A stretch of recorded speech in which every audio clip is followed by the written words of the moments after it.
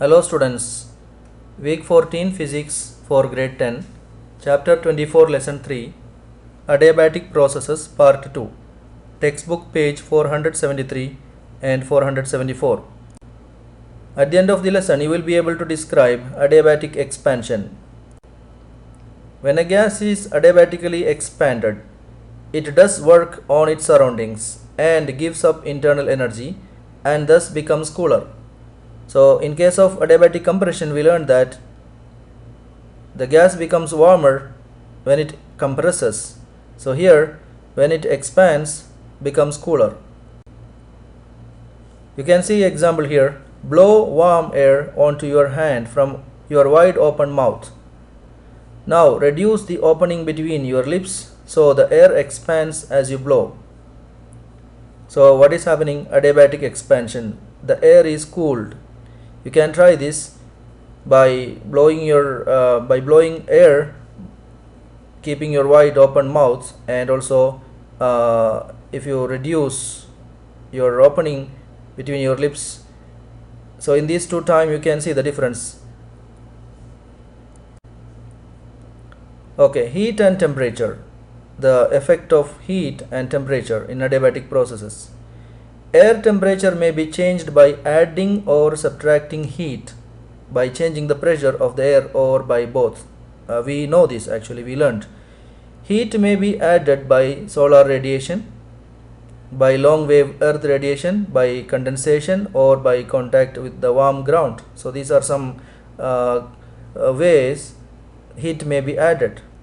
And heat may be subtracted by radiation to space, by evaporation of rain falling through dry air, or by contact with the cold surfaces. So there are some ways heat can be added or subtracted. For many atmospheric processes, the amount of heat added or subtracted is small enough that the process is nearly adiabatic. So in this case, an increase in pressure will cause an increase in temperature and vice versa. So we then have the adiabatic form of the first law. Change in air temperature proportional to pressure change. Pressure and temperature. Adiabatic processes in the atmosphere occur in large masses of air that have dimensions on the order of kilometers. We will call these large masses of air blobs. As a blob of air flows up the side of a mountain, its pressure lessens, allowing it to expand and cool. The reduced pressure results in reduced temperature. You learned already, pressure will affect the temperature. The temperature of a blob of dry air that expands adiabatically changes by about 10 degrees Celsius for each kilometer of elevation.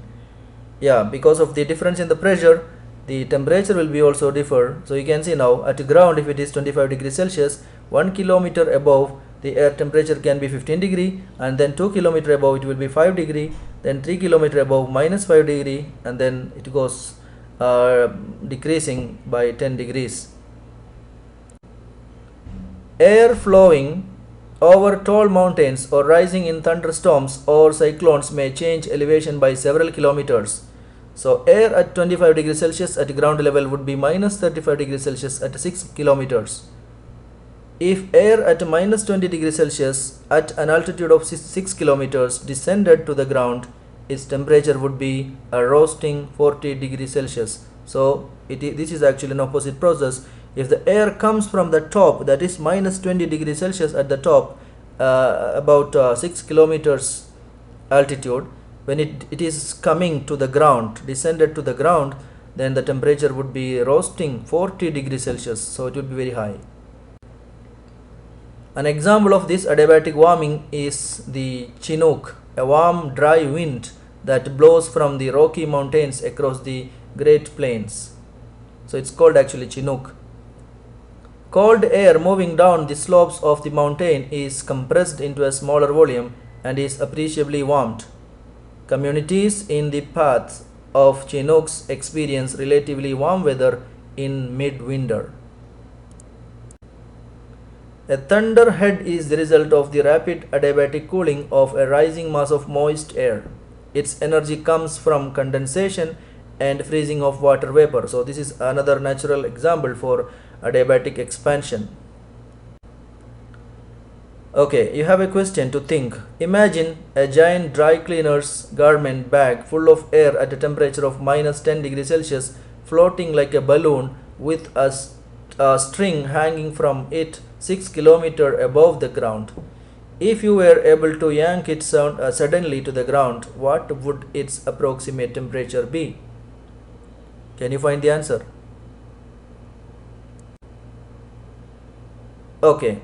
If it were pulled down so quickly that heat conduction was negligible, it would be adiabatically compressed by the atmosphere and its temperature would rise to a piping hot 50 degrees Celsius, just as compressed air gets hot in a bicycle pump.